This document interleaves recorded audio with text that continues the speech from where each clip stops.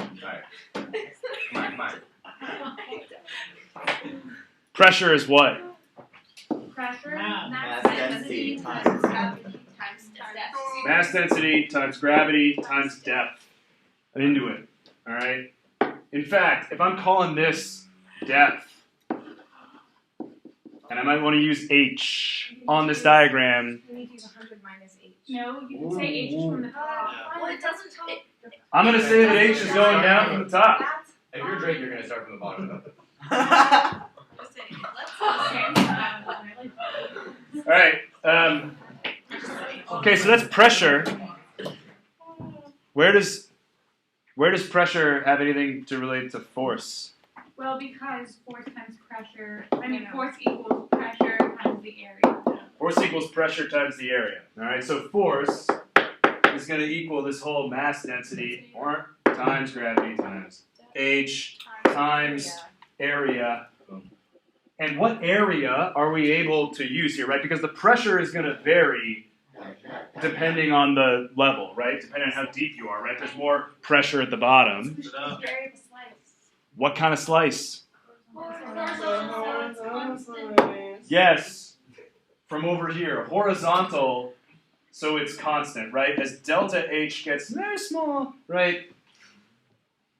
The density will be constant. So, and therefore, thank you, the pressure will be constant. Thank you, not the density. So, W times H, well, really, delta H, right, is the area. Yeah. And then you've got, oh gosh, mass density, we know that, it's 1,000 kilowatts per cubic meter times 9.8 meters per second squared times H. It's the density of water. Riley, on our final, will you give us the density? You will have the constant for density of water. You will even have the constant for gravity. Good question.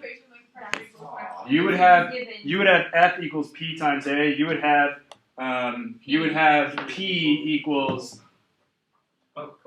sigma times G times H. Yeah. We can also bring a review sheet, which means that we can write that. You're right. You'll also have your review sheet. So write that on the review sheet? Well, you wouldn't want to waste your space if he's going to give it to you anyway.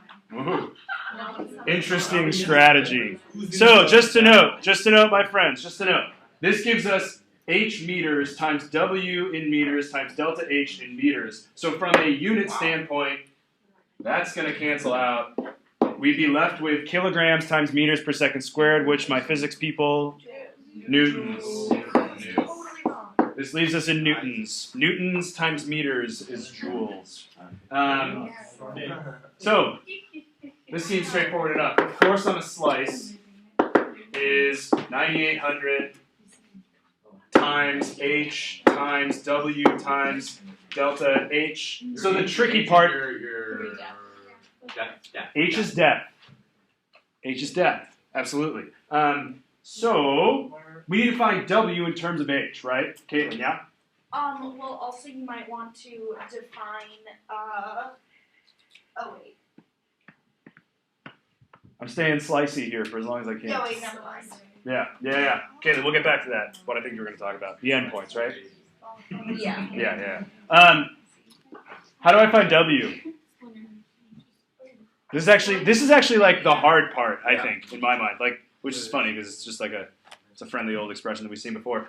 Mackenzie. I think Sam pointed this out last week, but if you're starting from H starting from the bottom, you can make a table of like H and W. Sure. Sort of like H is the input and W is the output. So when I love it. Treating H almost as X and W is sort of Y, your input and your output, H and W. So if H is 0, W is 3,600. Right. If H is, according to my diagram, from the top. Oh, yeah. I'm going from the top down. Okay, so then 100 is 3,000. Love it. At 100, it's 3,000. Well, if you're going from the top down, it's like Well, let's find out. So W is going to equal some M times X. Sam, something to add. All right. But actually, yeah, we could do point slope to find. You could do point slope to find it? Much easier. Yeah. How would you use point slope? with y1 minus, or y2 minus y1 equals m times x2 minus x1, so we'd have 3,000 minus, Why don't you just find it out? I think it's -6, right? Which makes sense because it goes down 100 meters. The x, if you will, changes by 100 meters. The width changes by 600.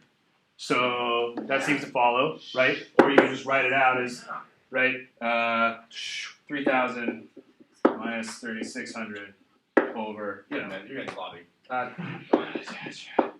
stay off the Here we go. Okay. Talk to me about Google Docs. So much simpler than what I did. So now, Mackenzie got us going in the right direction, thinking linearly, right? Because there's a linear relationship. We've got our W. Except this would be H, right? Yeah. So then the area of a slice equals W times H. So the area of a slice is going to be 3,600 minus 6H times delta H. Pressure, on a slice is 9,800 H. That's it, right? Yeah. Mm-hmm. Sweet. And This is my force on a slice. you know to do that point slope type deal? Because why? Because, yeah, why? Why would we know to use point slope?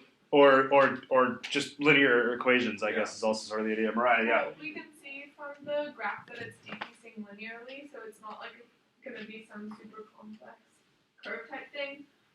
So we can just get that linear decrease in terms of h, and so it's going to be constant. It's decreasing linearly. Yeah, there's a constant sort of decrease on each side. Yeah, Phoebe, something to add. Also, if you try and set up a proportion like we might do with another kind of shape, like you'll set that up and you'll end up with W equaling 0 on the bottom. So you need to just like think out what that proportion would actually. Right. So setting up a proportion isn't going to work, and so you have to find a different way to map out a relationship. So unlike in a pair of similar triangles where the sides are indeed in proportion, these sides, like 3,000 is not to 0 as 3,600 is to 100, right? Yeah. But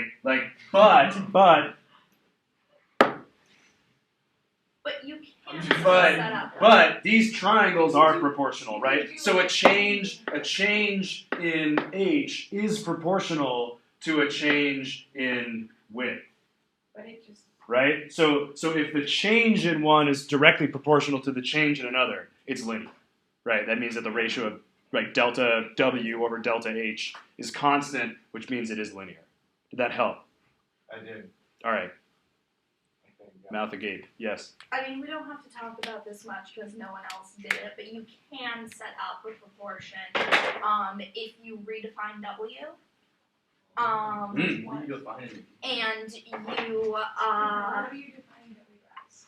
you define W as if you Like the make amount a you're dotted taking line. away or something like that? No? If you make a dotted line up from the 3,000, then you define W as just the base of that triangle, Cool. and you do some more triangles. Yeah. Right. You can use similar You can triangles also see to find that. the triangle you drew up there has a slope, the hypotenuse has a slope going down of -3. And so if you have two of those, the total slope would be -6 being taken away. Correct. We see the slope here would be -3. Nice. -3 over here, since having it on both sides would be -6. Note also, and finally, that the your H can also come from the bottom, right? And if this is your H, then the force on the slice, the depth would be slightly different. It would be 9,800 times 100 minus H, which is the depth from the surface level to H. And your slope for your like WH relationship would just be positive. Exactly. This would. 6H plus 3,000. I love it. Yep. There you go. Love it. Into it. Yeah. And for each of these, right, we want the sum of this as the number of rectangles goes to infinity, which is the integral from 0 to 100 of this.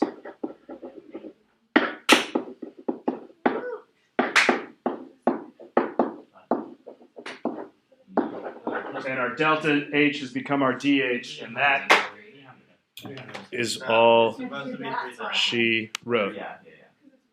Did I? No, you have to just change. You have to just add a 0 on the top one. On the green on 3,000. Thank you. Bingo. All right, appreciate it. Okay.